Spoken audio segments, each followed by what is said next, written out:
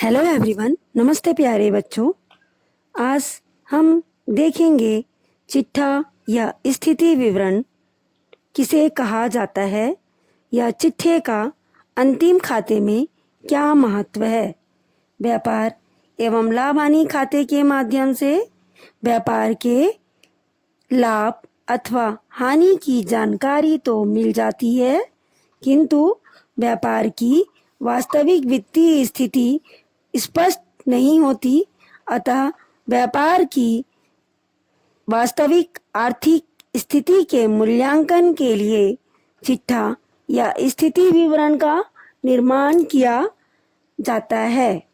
स्थिति विवरण के माध्यम से यह स्पष्ट हो जाता है कि संपत्तियों में कितनी वृद्धि या कमी हुई है अथवा दायित्व की वास्तविक स्थिति किस प्रकार की है, अर्थात ऋण की प्रकृति कैसे है, अल्पकालीन या दीर्घकालीन ऋण की प्रकृति किस प्रकार की है आदि बातों की जानकारी हमें स्थिति विवरण के माध्यम से हो जाता है।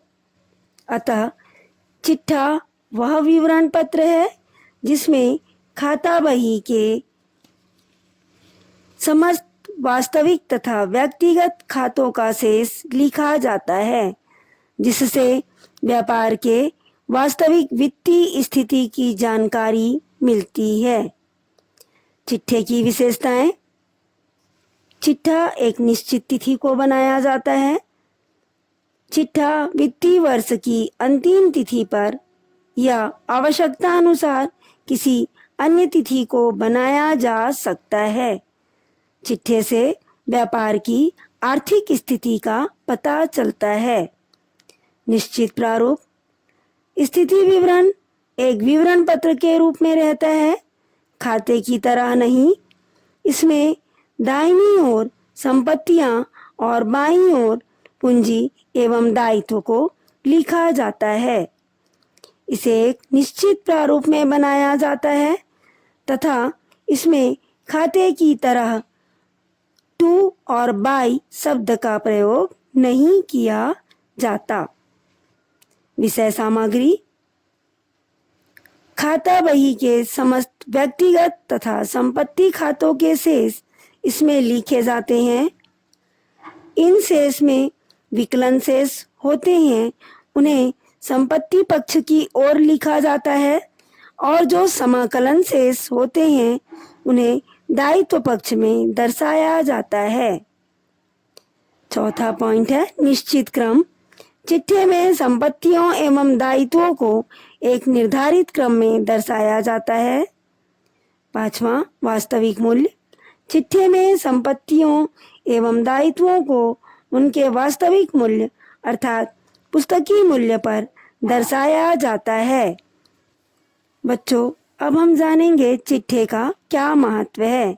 Importance of balance sheet.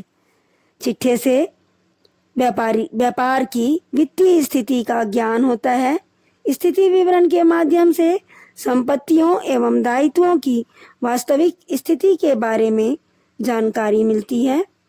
दूसरा, कुल देनदार या उनसे प्राप्त राशि का ज्ञान होता है। कितने ऐसे देनदार हैं जिन्हें उधार माल का विक्रय किया गया है तथा कितनी राशि ऋण वाले देनदार की है तथा कितनी राशि उन देनदार से संबंधित है जो प्राप्त बिल से संबंधित हैं जिन्होंने अपने बिल का भुगतान नहीं किया है, या कितनी राशि व्ययों के देनदार की है। कुल लेनदार तथा उनको देय राशि का ज्ञान। चिट्ठा किसी एक देनदार की देय राशि को ना प्रकट कर संपूर्ण लेनदार को देय राशि की विस्तृत व्याख्या करता है। स्थिति विवरण के माध्यम से यह ज्ञात होता है कि किस प्रकार के लेनदार को कितनी राशि का भुगतान करना है, या संपूर्ण लेनदारों में से कितनी राशि ऋण के रूप में देय है तथा कितनी राशि देय बिल के रूप में और कितनी राशि क्रय के लिए देय है तथा कितनी राशि व्ययों के लिए देय है। चौथा, रोकड़ की स्थिति का ज्ञान। स्थिति विवरण के अंतर्गत हाथ में रोकड़ और बैंक में रोकड़ का पता लगाया जा सकता है। पूंजी। व्यवसाय के पूंजी में वृद्धि या कमी के विवरण को स्थिति विवरण के माध्यम से जाना जा सकता है, जो कि शुद्ध लाभ या हानि, आहरण, पूंजी पर ब्याज आदि के कारण हो सकता है। अदत्त व्यय एवं पूर्वदत्त व्यय। चिट्ठे की निर्माण तिथि पर संस्था के विभिन्न अदत्त व्यय, पूर्वदत्त व्यय, अप्राप्य आय, प्राप्य अग्रिम राशि का ज्ञान होता है। जिस प्रकार लाभ हानि से व्यवसाय के शुद्ध